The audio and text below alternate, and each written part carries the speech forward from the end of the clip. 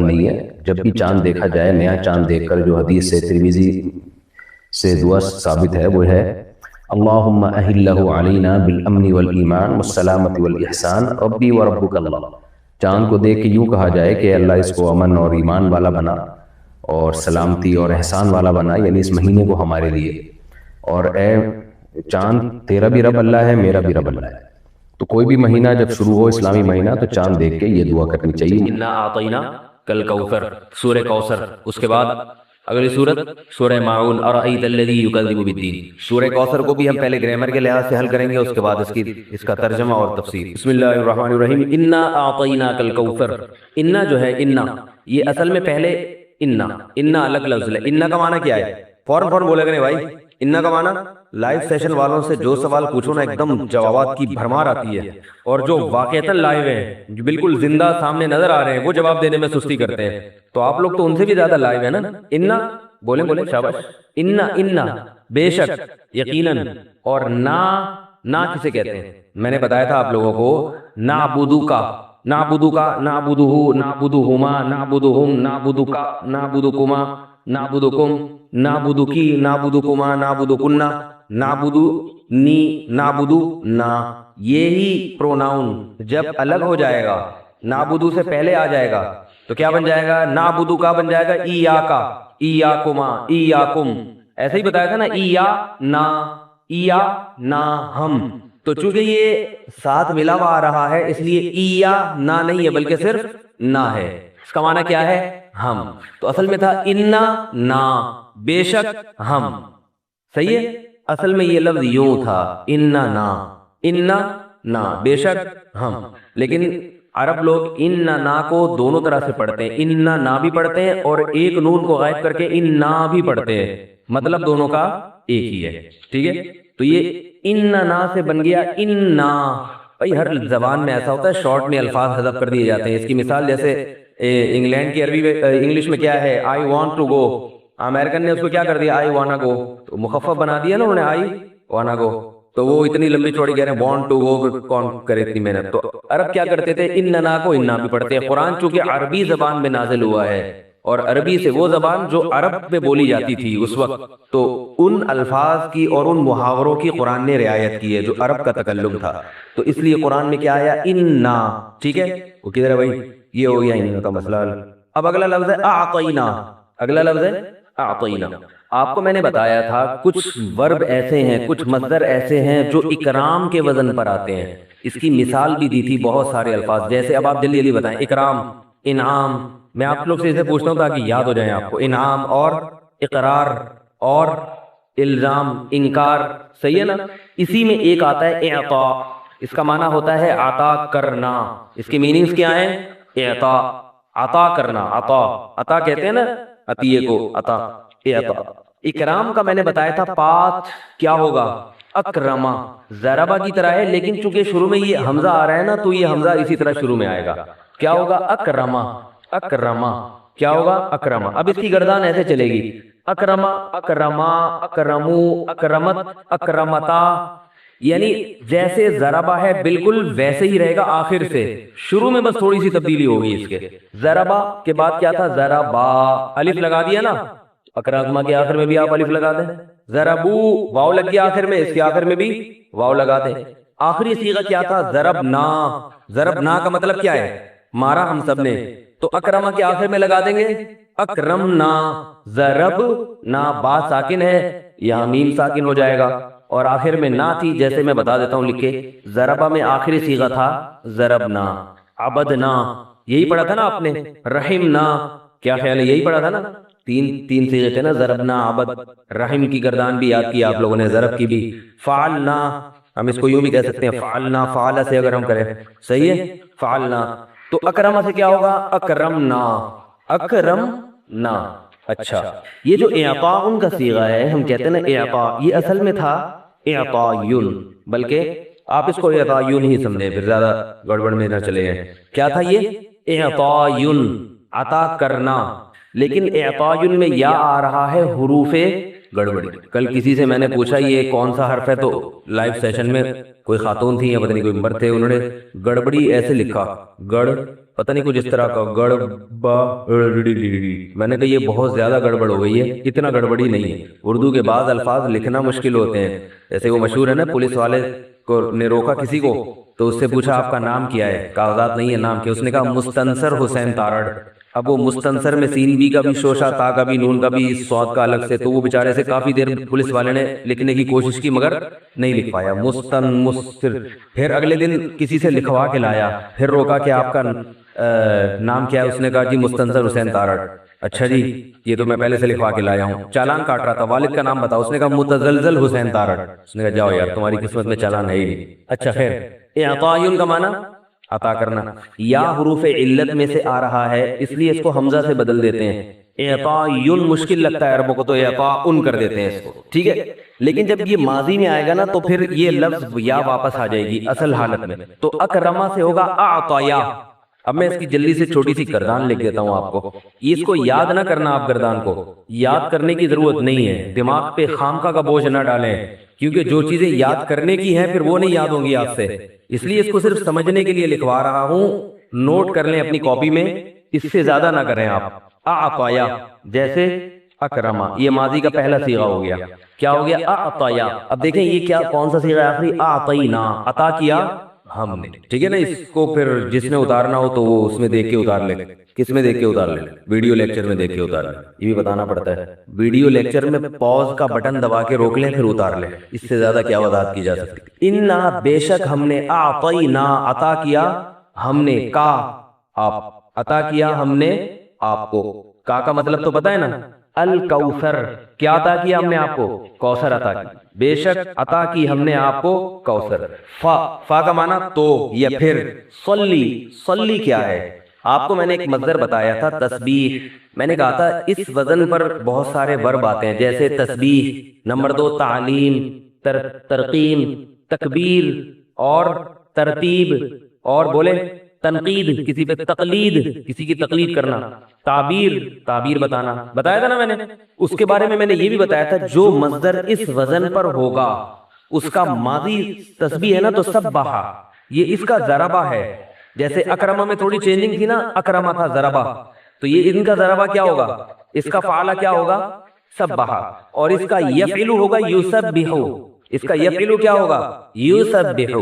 یہ پچھلے سبق میں آپ کو بتا چکا ہوں. یسبح، سوری یسبح، سبح تسبیح کی اس ایک نے ماضی میں، یسبح تسبیح کرتا ہے. اچھا دیکھیں یہاں تا سین با یا ہا، اگر یہ ہا کے بجائے حروف گڑبڑی میں سے کوئی لفظ یہاں آ جائے تو یہ مصدر کی شکل بھی بگڑ جاتی ہے. صحیح ہے.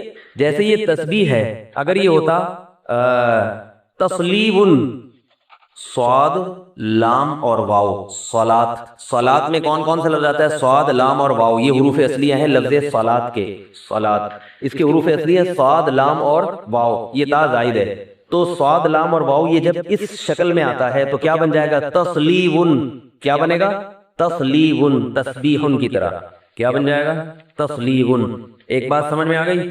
اچھا یہ جو ہے تصلیب، اب یہاں حروف گڑبڑی نے بہت ساری گڑبڑیں مچا دی ہیں. بعض دفعہ حروف گڑبڑی سے ایک گڑبڑ کرتا ہے، بعض دفعہ بہت ساری چیزیں لے آتا ہے. یہ گڑبڑ ہو کے بن جاتا ہے تسلیہ، تسلیتن، یعنی ہے یہ تسبیح سے ملتا جلتا لیکن بنتا کیا ہے؟ تسلیت. اور اس میں تا بھی اضافی لگا دیتے ہیں، واو کو یا سے بدل دیتے ہیں، اور تسلیب کو پڑھتے کیا ہیں؟ تسلیتن. اب اس سے ملتے جلتے اردو میں بھی الفاظ ہیں، جیسے تصفیہ. بھائی تصفیہ ہونا چاہیے، کہتے ہیں کہ نہیں کہتے؟ تصفیہ یہ اصل میں کیا تھا؟ تصفیون، تسبیحون کی طرح، لیکن آخر میں حرف علت آ رہا ہے نا تو تسبیحون کو تسبیحتن بنا دیا اس نے. سمجھ رہے ہیں؟ تصفیہ ہونا چاہیے. اور ایک اور چیز ہے بھائی تسبیہ. ایک ہے تصفیہ، فا سے تصفیہ، صفائے کو کہتے ہیں، اور ایک ہے تسویہ، برابری کرنا. اور آپ بتائیں اس سے مل کر کچھ آپ بھی تو بتایا کریں، اردو میں کوئی استعمال ہوتا ہو. تسمیہ، تسمیتن، سوری زیادہ ہی ہو گئی، تسمیتن، تسمیہ، بسم اللہ پڑھنے کو کہتے ہیں تسمیہ. اصل میں تھا تسمیون. صحیح ہے نا؟ اصل میں کیا تھا؟ تسمیون. یہ بات ہو گئی کلیئر؟ سمجھ میں آئی؟ ٹھیک ہے، نہیں آئی تو اتنا گھبرانے کی بات نہیں. جب بھی کوئی چیز سمجھ میں نہ آیا کریں تو ٹینشن ختم کرنے کا ایک فارمولہ ہے میرے پاس. میں طلبہ کو بتاتا رہتا ہوں جب سبق پڑھاتا ہوں جامعہ میں، تو ان کے بعد بتاتا ہوں کہ جو چیز سمجھ میں نہیں آ رہی تو یہ سوچ لیا کریں زندگی میں بہت ساری چیزیں ایسی ہیں جو ہماری سمجھ میں نہیں آئی، تو ان میں ایک اور یہ بھی ڈال لو. تو جیسے اتنی ساری چیزیں سمجھ میں نہیں آئی اس سے کوئی ٹینشن نہیں ہوتی، کوئی برین ہیمریج نہیں ہوا، دماغ خراب نہیں ہوا، ایک اور صحیح اس میں شامل کر لو. ساری چیزیں دنیا میں کوئی بھی نہیں ہے جو سمجھ کے جائے. کچھ چیزیں قبر میں سمجھائی جاتی ہیں جا کے، کچھ قیامت کے دن سمجھائی جائیں گی، جو رہ جائیں گی وہ پھر جنت میں سمجھ میں آ جائیں گی انشاءاللہ. تو اب یہ سمجھ میں آ گیا صلاۃ کا جو لفظ ہے نا، صلاۃ، اس کا معنی یہ صلاۃ نماز کو کہتے ہیں. اس کا جو مصدر استعمال ہوتا ہے نا، یعنی مصدر ہونا چاہیے وہ باب تفعیل ہے، تفعیل. اب آپ یہ دیکھیں تسبیح کا ماضی کیا تھا؟ سبح، اور مضارع کیا ہے؟ ابھی تو بتایا ہے یسبح. تو صلاۃ سے ماضی کیا ہوگا؟ بولیں یار بڑی خوشی ہو جائے گی اگر آپ خود بول دیں. صلوا، پھر بن جائے گا صلا، اصل میں ہوگا صلوا، نماز پڑھی اسے شخص نے گزرے ہوئے زمانے میں. اور مضارع ہوگا یصلیو، نماز پڑھتا ہے یا پڑھے گا وہ ایک شخص گزرے ہوئے آئندہ آنے والے زمانے میں. ٹھیک ہے، اب یہ حروف گڑبڑی آ گیا. اس نے دو گڑبڑی کری. نمبر ایک، واو کو یا سے بدل دیا. صلوا کو پڑھتے ہیں صلیا، عربوں کو مشکل لگتا ہے صلوا بولنا، صلوا عربوں کو بولنا مشکل، تو وہ کیا پڑھتے ہیں صلیا. انہوں نے اس کو بنا دیا صلیا، اور اس کو بنا دیا یصلیو، یصلیو. یہاں بھی واو کو یا سے بدل دیا اور یہاں بھی واو کو یا سے، صلیا یصلیو. ٹھیک ہے، پھر انہوں نے ایک اور کام کیا. انہوں نے کہا یہ صلیا کیا ہے؟ صلا کر دو. جیسے قوالا میں قالا کر دیا، صحیح ہے نا، ہدایا میں ہدا کر دیا، تو انہوں نے صلیا میں کیا کر دیا؟ صلا، کھڑا زبر لگا دیا یہاں، صلا. ابھی آپ کو میں ایک بڑی دلچسپ بات بتانے والا ہوں، بڑا مزہ آئے گا. آپ صلو علی الحبیب سمجھانے والوں ہوں، یہ جو کہتے ہیں نا گرین سے صلو علی الحبیب، یہ کہاں سے نکلا ہے؟ تو صلا، صلا کا معنی نماز پڑھی اسے شخص نے، صلیا نماز پڑھی ان دونوں نے، صلیو جو صلو بن جاتا ہے، پھر صلو ہوتا ہے ایک صلو ہوتا ہے، دونوں میں فرق ہے. صلو نماز پڑھی ان سب نے گزرے ہوئے زمانے میں. ٹھیک ہے، صلت اسے ایک عورت نے، صلتا ان دو عورتوں نے، وغیرہ وغیرہ. یصلیو اس کو پڑھ دیتے ہیں یصلی، کیونکہ یصلی کے بعد یو میں منہ گھمانا ان کو مشکل لگتا ہے، انہوں نے کیا کر دیا اس کو یصلی. اب آپ ذرا دیکھیں یصلی امر بنائیں گے ہم، اس سے بنائیں گے نا امر ہم، ماضی سے، ہے نا. انہوں نے جواب درست دیا کہ ہاں ماضی سے بنائیں گے. اور امر کس سے بناتے ہیں بھائی؟ اس سے مضارع سے بناتے ہیں، ماضی سے نہیں بناتے ہیں. اور مضارع میں کس صیغے سے بنائیں گے؟ حاضر والے. تو یہ یصلی کو کیا کریں گے؟ پہلے تصلی، پڑھتا ہے یا پڑھے گا تو ایک آدمی. اچھا، صلا کا معنی نماز پڑھنا بھی ہوتا ہے، درود پڑھنا بھی ہوتا ہے. درود پڑھنا، ٹھیک ہے نا، نماز پڑھنا بھی ہوتا ہے، اس کا معنی درود پڑھنا بھی، دعا کرنا بھی ہوتا ہے. تو تصلی پڑھتا ہے یا پڑھے گا تو ایک آدمی. اب اس سے امر بنائیں، تا گیا یہ ہم نے، صلی بن گیا. شروع میں حمزہ لائیں گے؟ نہیں لائیں گے، کیونکہ بعد میں آپ پچھلے لیکچر سنیں انشاءاللہ پھر بہت اچھی طرح سمجھ میں آئے گا آپ کے. یہ زبر پہلے سے موجود ہے. ہم نے کرتے کیا ہیں کہ میں نے بتایا تھا کہ آخر میں کو جزم دینا ہے نا ہم نے، اب یہاں جزم پہلے سے ہے تو ہم اس کو غائب کر دیں گے. جیسے پہلے بھی ایک دم ہم نے کیا تھا غائب. کہاں کیا تھا؟ اہدی. آپ لوگوں نے تو قسم اٹھائی بھی، ہم نے خود اپنے منہ سے کچھ پچھلا میں سے بتانا نہیں ہے. اہدی کیا تھا نا ہم نے، تو یہاں صلی میں کیا کر دیں گے؟ صلی. یہ سب مٹا دیتا ہوں، یہ بن گیا صلی کا معنی نماز پڑھو، اور اس کا معنی درود پڑھو بھی ہے. اب صلو علی الحبیب تک ہم نے پہنچنا ہے، اگرچہ ہمارے سبق کا حصہ نہیں ہے، لیکن اب صلو علی الحبیب آ گیا ہے تو ہم پہنچیں گے انشاءاللہ وہاں تک. صلی صحیح ہے نا. تسنیہ دو کا صیغہ کیا آئے گا؟ صلی، صلی یا. تصلی تھا نا، تصلی یعنی، تصلی یعنی تھا، تو آخر سے نون ہٹا دیں، شروع سے تا ہٹا دیں، صلیا. تسنیہ کا صیغہ بن جائے گا صلیا. درود پڑھو تم دونوں مرد. اور جمع کا بن جائے گا صلیو، صلیو درود پڑھو تم سب یا نماز پڑھو تم سب. اب یہ صلیو میں جو حروف گڑبڑی نے گڑبڑ کر کے اس کو صلو بنا دیا. عرب صلیو کو شارٹ میں کیا پڑھتے ہیں؟ صلو. اسی سے نکلا ہے صلو علی الحبیب. اگرچہ ان کو پتہ نہیں ہے کیسے نکلا، اتنے پڑھے لکھے ہوتے تو پھر یہ بدعتیں نہیں کرتے، لیکن بہرحال یہ صلو کا مطلب سمجھ میں آ گیا. صلیو میں منہ کو دو دفعہ گھمانا پڑ رہا ہے نا، تو حروف گڑبڑی نے یہاں دو گڑبڑے کر دیا. کہ وہ کیا کر دی کہ انہوں نے یہ یا کو بھی حذف کر دیا اور یہ جو پیش تھا ادھر لگا دیا. صلیو کو پڑھتے کیا ہیں شارٹ میں؟ صلو. اب دیکھیں پاس اس کا کیا تھا؟ ماضی. صلا، صلیا، صلیو، صلیو یہ ماضی تھا. صلیو اس کو پڑھتے ہیں صلو، شارٹ میں پڑھتے ہیں صلو، اور اس کو پڑھتے ہیں شارٹ میں صلو. ٹھیک ہے، یہ ہے صلو، یہ ہے صلو. تو پتہ چلا صلو کا معنی درود پڑھا انہوں نے گزرے ہوئے زمانے میں. اسی زبر کو پیش کر دیں گے تو امر بن جائے گا، صلو پڑھو تم لوگ. یہ عربی میں بہت ہے، زبر زیر پیش سے پورے میننگز پورے ٹینس تبدیل ہوتے ہیں. یہ میں اس کی کئی مثالیں آپ کو دے چکا ہوں، اور بھی بہت مثالیں آپ نے جو گردانیں پڑھی اسی میں بہت مثالیں آ جائیں گی، لیکن کیونکہ ہمارا ہدف یہ چیز نہیں ہے اس لیے میں اس کو زیادہ وہ نہیں کرتا. صلو. ان میں سے کچھ بھی اگر آپ کی سمجھ میں نہیں آیا تو بھی گھبرانے کی بات نہیں ہے. ہمارا اصل لفظ ہے صلی، بھئی یہ آنا چاہیے سمجھ میں، باقی یہ اضافی گرامر ہے. اصل میں سمجھ میں یہ لفظ آنا چاہیے صلی. یہ کہاں سے نکلا؟ تسلی سے. تا کو گرایا صلی بن گیا، یا کو گرایا صلی، فصلی. حل ہو گیا یہ لفظ ہے بھئی، فصلی. پس صلی نماز پڑھو. ایک شخص کو خطاب ہے، یعنی محمد صلی اللہ علیہ وسلم کو. فصلی، پس اے محمد نماز پڑھو آپ. لی ربی کا، لی کا معنی لیے، رب کا معنی رب، ربی کا تیرے رب کے لیے. فصلی لی ربی کا، نماز پڑھے اپنے رب کے لیے. واو کا معنی اور انحر، نہر کہتے ہیں اونٹ کو ذبح کرنا، نہر کرنا. اونٹ کے جو یہاں چاقو مارا جاتا ہے نا، اس کو نہر کرنا. یہ کون سا صیغہ ہے؟ انہر بتا دیں یار، بہت خوشی ہوگی بھائی. منت مان رہا ہوں میں کہ یار اگر کسی نے بتا دیے تو میں اتنے روزے رکھوں گا. ابھی مانی نہیں ہے کہیں ہو نہ جائے. ہمارا ہے ارحم کی طرح ہے نا بھائی، رحیم یرحمو سے ارحم، تو نہر ینہرو سے نہرا ماضی آتا ہے، ینہرو مضارع. انحر، وہ انحر میں جب واو سے ملا دیا تو ونہر ملا کے پڑھتے ہیں اس کو. ونہر کا معنی قربانی کیجئے. انا بے شک، شانیہ، شانی کہتے ہیں بغض رکھنے والا، بغض رکھنے والا یعنی دشمن. انگلش میں اینیمی کہتے ہیں دشمن کو، اینیمی دشمن. شانی ان بغض رکھنے والا، اینیمی اینیمل نہیں، اینیمی دشمن، نفرت رکھنے والا آپ سے. انا بے شک، شانی کا آپ کا دشمن، تمہارا دشمن ہوا وہ ہے الابتر. ابتر کو سمجھے، بس یہ آخری لفظ رہ گیا تو ہماری سورہ کوثر ختم گرامر کے لحاظ سے. بتر عربی میں کہتے ہیں، بتر کا معنی ہوتا ہے کاٹنا، اور عام طور پر یہ کسی جانور کی دم کاٹنے کے معنی میں استعمال ہوتا ہے. جانور کی دم کاٹنا، قطع الذنب، ذنب عربی میں دم کو کہتے ہیں، دم کاٹنا بتر. ابتر، ابتر جانور پر اطلاق ہوگا تو اس جانور کو کہیں گے جس کی دم غائب ہو. اور انسان کو جب ابتر کہا جاتا ہے تو انسان کی دم تو ہوتی نہیں، مراد کیا ہوتا ہے اس کے پیچھے کوئی نہیں ہے. یعنی جب یہ مرے گا تو اس کے پیچھے رونے والا، اس کا تذکرہ کرنے والا، اس کا اچھا ذکر کرنے والا، اس کے کاروبار کو سنبھالنے والا کوئی بھی نہیں ہے. کیا مطلب؟ ایسا شخص جس کی نسل ختم ہو گئی ہو، سمجھ رہے، جو خیر اور برکت سے محروم ہو، نسل جس کی نسل نہ چلے آگے، اس کے مرتے ہی اس کا ذکر اور تذکرہ ختم ہو جائے، تو ایسے شخص کو کہا جاتا ہے ابتر. ہم کہتے ہیں بھائی آپ کی حالت تو بہت ہی ابتر ہو گئی ہے. ابتر کا مطلب یہ نہیں کہ پہلے خشک تھی اب تر ہو گئی ہے، یہ مطلب نہیں ہے. تر تراوٹ کو بھی کہتے ہیں نا، پہلے خشک تھی اب تر، یہ مطلب نہیں ہے. ابتر کا معنی بدترین. ناقص، ناقص کو بھی کہتے ہیں، جیسے جانور جس کی دم کٹ گئی ہو تو وہ ناقص جانور کہلاتا ہے کہ نہیں کہلاتا، تو ناقص کو بھی کہتے ہیں.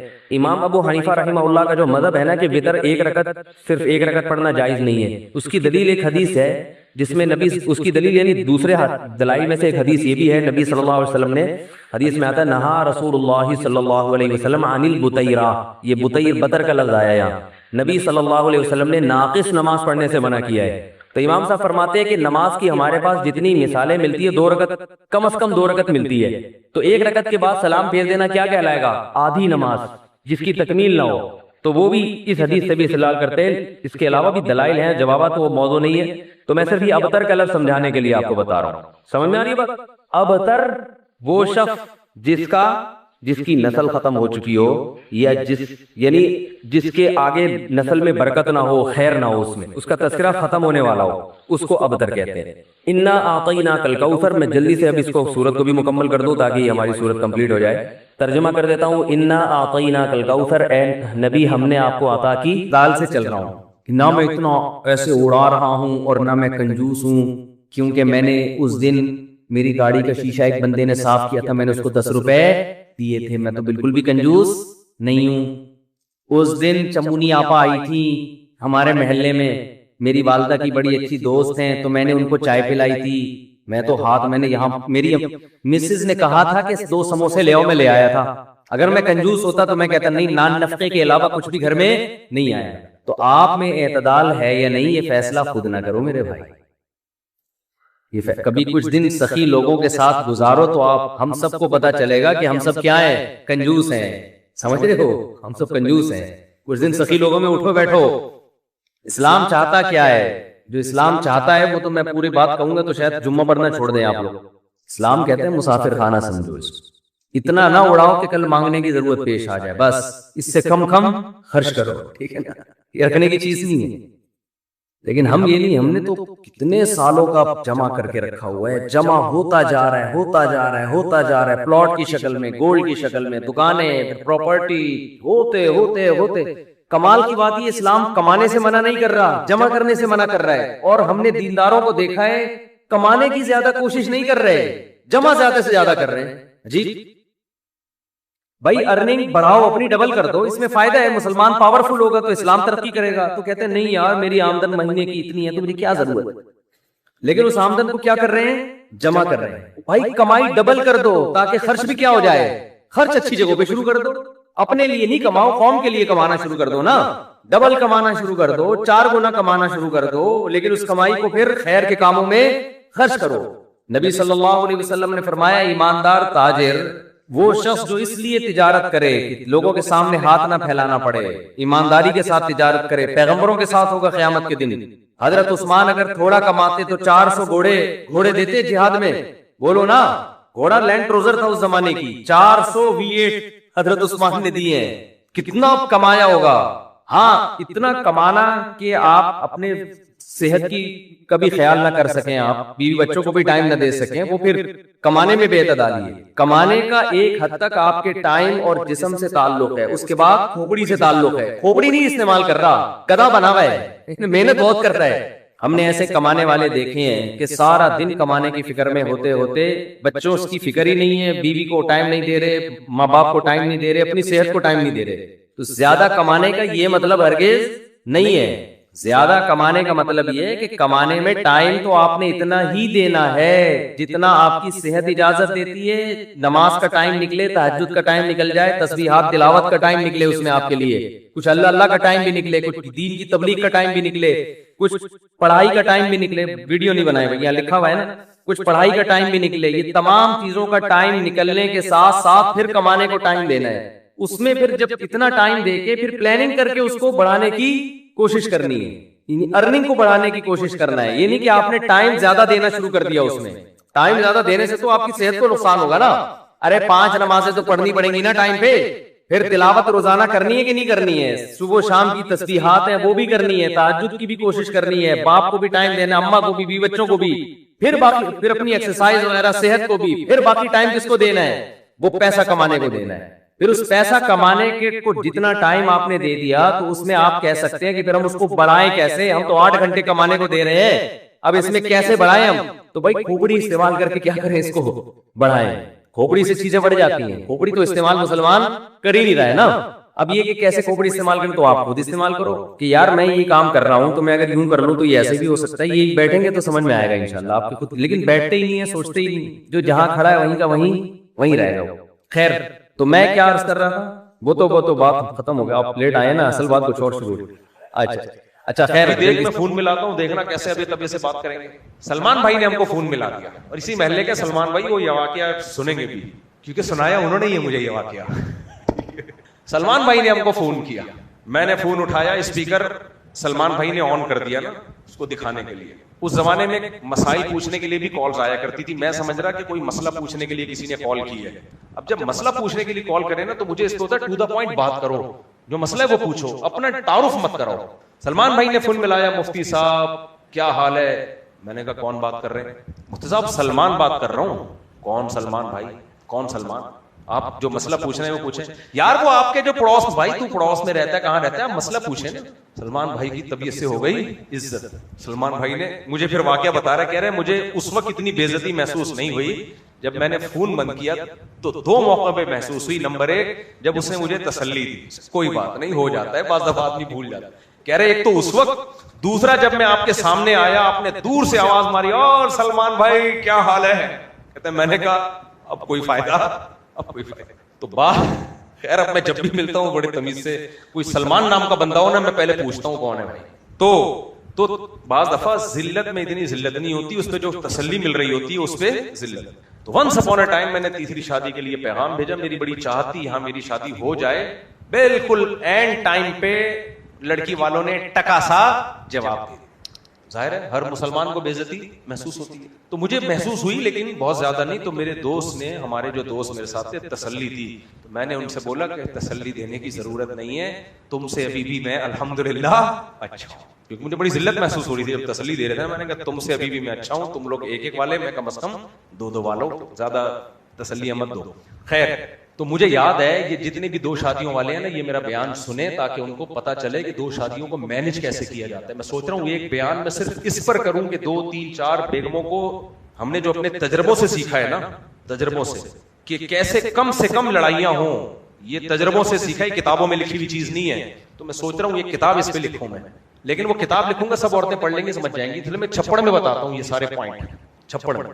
تو میں نے ہمارے ایک دوست نے بلایا, بولا تو آپ کی دونوں فیملیوں کو دعوت ہے. میں 1 by 1 کر کے لے گیا. پہلے ایک کو لے کر گیا, جب وہ کھانا وانا کھا لیا ان کو لے کے آیا, دوسرے گھر والوں کو لے گیا, واپس آیا. 2 دن بعد لڑائیاں, دونوں کی لڑائی ہو رہی ہے. پہلی والی کی لڑائی ہو رہی ہے مجھ سے ٹائٹ والی, پتہ نہیں ہو کیا گیا. پتہ چلا پہلی والی کو لے کر گیا, اب چونکہ وہ ٹائم پر واپس آ گئے گھر والے, تو مجھے فون کرنے کی ضرورت, ہاں وہ ٹائم پہ واپس نہیں آئے, سوری میں پہلے دوسرے کو لے کر گیا, انہوں نے کہا تھا دوسروں کو لے, دوسری والی کو لے آئے, دوسرے گھر والے کو لے گیا. وہ چونکہ ٹائم پہ واپس آ گئے تو مجھے دوبارہ کال کرنے کی ضرورت پیش ہی نہیں آئی. جو ٹائم دیا تھا اس پہ میں واپس لے آیا. پھر پہلے گھر والوں کو لے گیا تو وہاں مجھے, کیونکہ انہوں نے دیر کر دی, مجھے بار بار کال کرنی پڑی, بھائی کتنی دیر لگے گی, کتنی دیر لگے گی. اب ادھر میں نے کئی کالیں کی, وہاں کال نہیں کی, ضرورت ہی نہیں پڑی. ان لوگوں نے اس کو بتا دیا گھر والوں کو کہ تم جب آئے تھے تو مفتی صاحب نے ایک کال بھی نہیں کی ہے, اور جب دوسرے گھر والے آئے ہیں مفتی صاحب نے کم از کم 10 کالیں کی ہوں گی. از کالڈ فساد. کیا کہتے ہیں اس کو؟ فساد. اور یہ مجھے اتنے تجربے ہو گئے نا, میں نے کہا بھائی ایک پالیسی بناؤ, جس گھر والوں کو جہاں لے کے جاؤ دوسروں کو اس گلی کا راستہ بھی نہیں بتانا.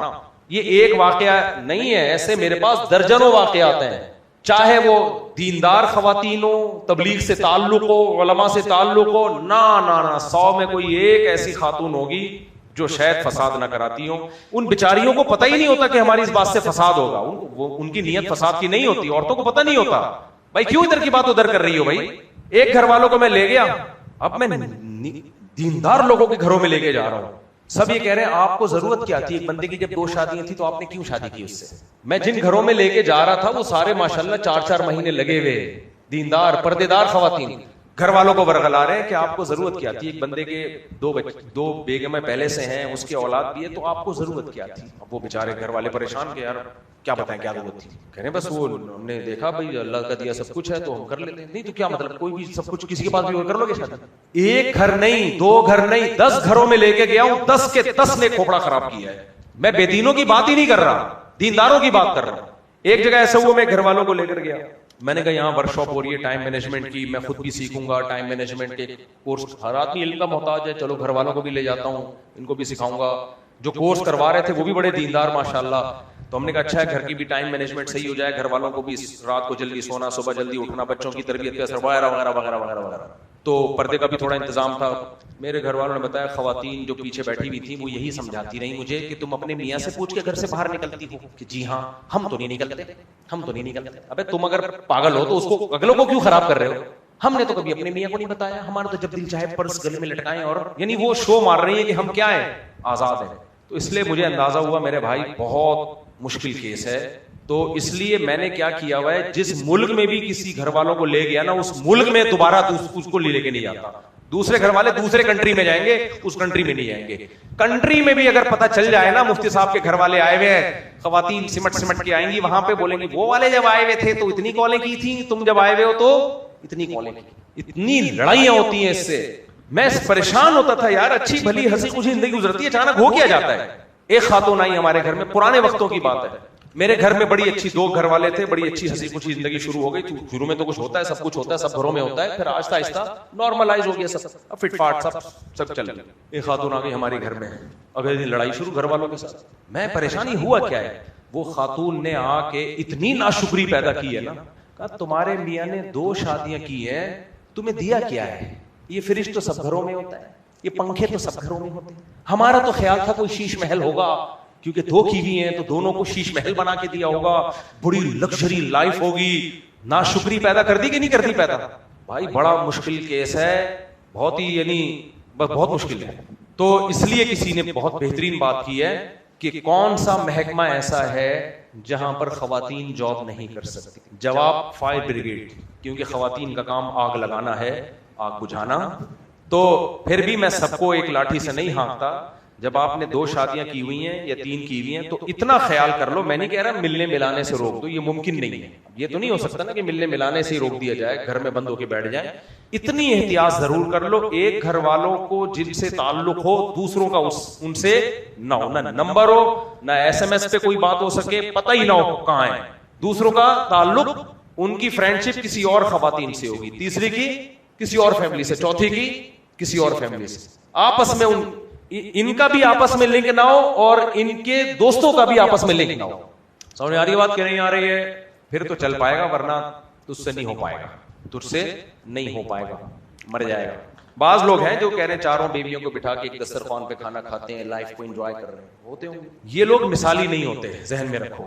جو کہتے ہیں نا 2 3 4 کو ایک ساتھ رکھا ہوا ہے, بہنوں کی طرح رہتی ہیں, یہ مثالی نہیں ہے, کیونکہ یہ نیچرل سے ہٹ کر ہے. جو چیز بھی نیچرل سے ہٹ کر ہوتی ہے وہ ایگزامپل نہیں ہوتی.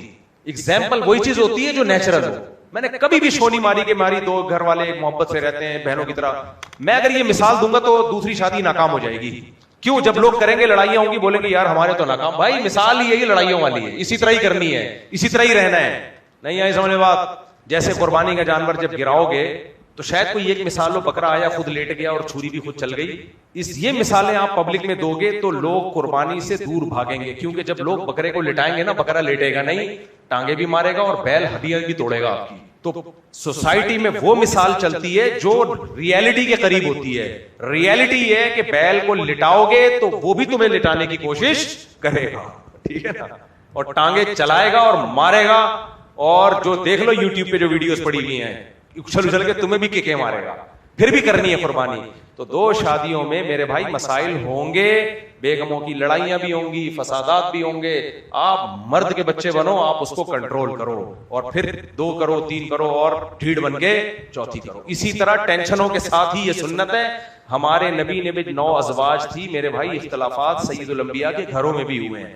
آپ ناراض ہو کے چلے گئے, 1 مہینے بعد واپس آئے آپ صلی اللہ علیہ وسلم, تو پھر بھی نبی کی سنت ہے. ابراہیم علیہ السلام کی 2 زوجات تھیں, ان میں بھی آپس میں اونچ نیچ ہوئی ہے, کیونکہ بیوی شوہر سے محبت کرتی ہے.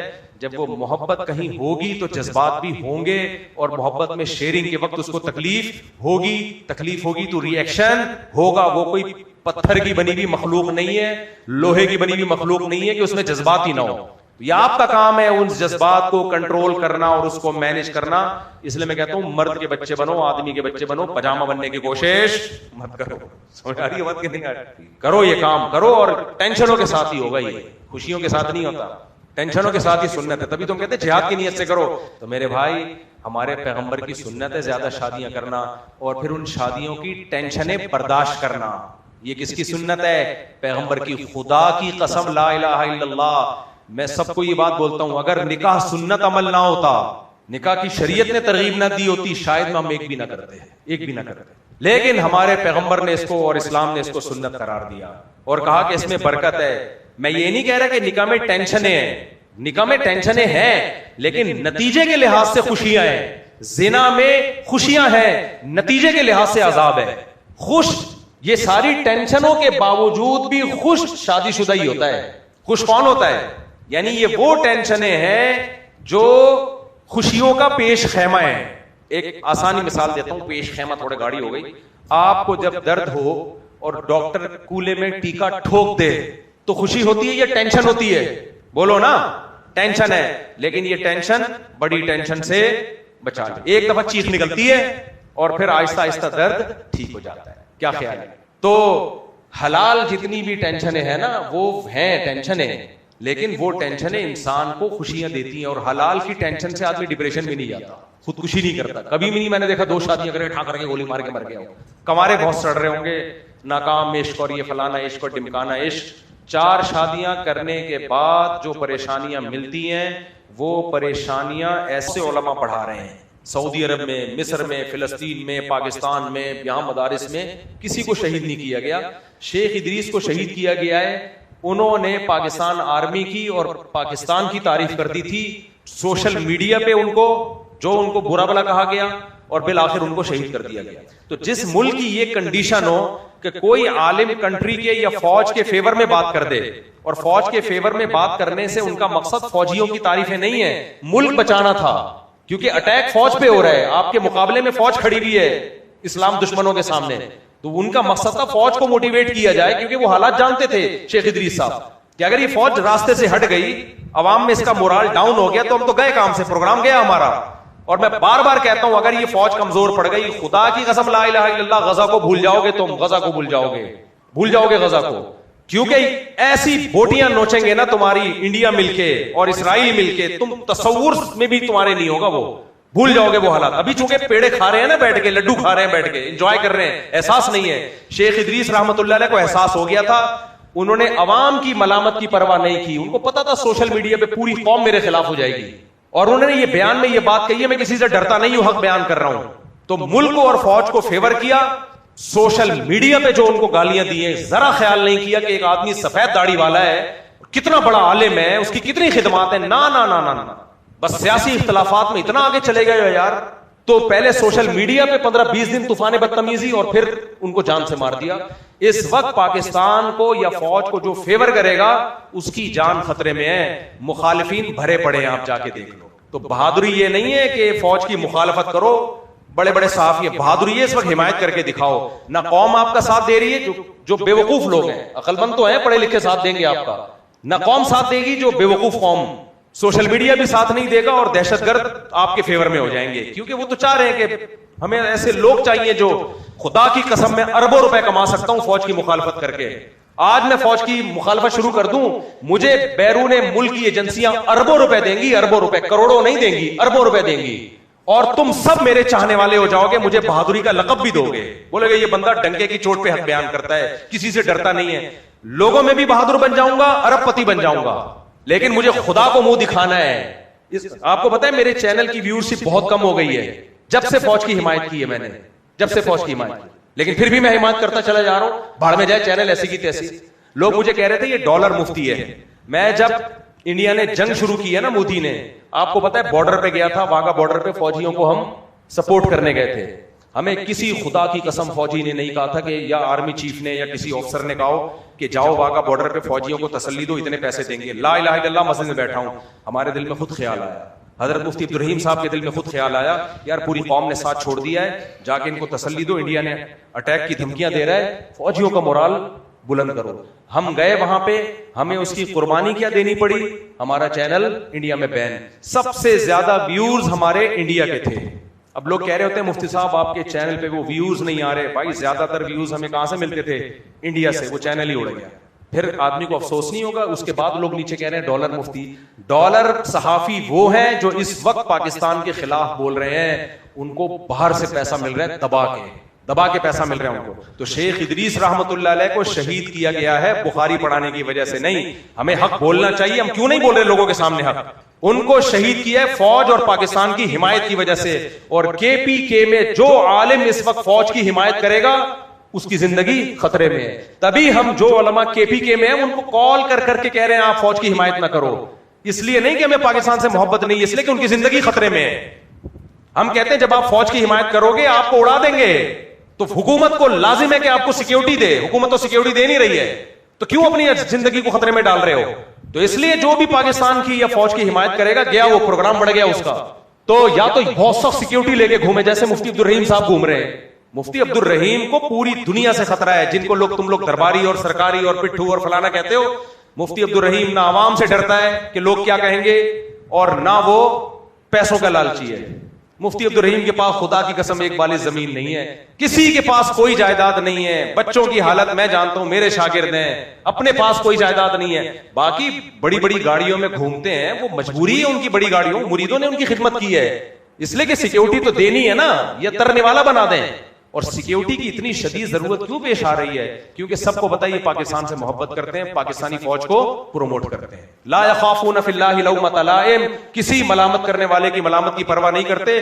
کیونکہ مفتی عبدالرحیم صاحب نے جو تاریخ اور ہسٹری کا مطالعہ کیا ہے، میں اور آپ وہاں تک پہنچ نہیں سکتے. وہ کہتے ہیں وہی غلطیاں ہم دہرا رہے ہیں جو ماضی میں دہرائی گئی ہیں.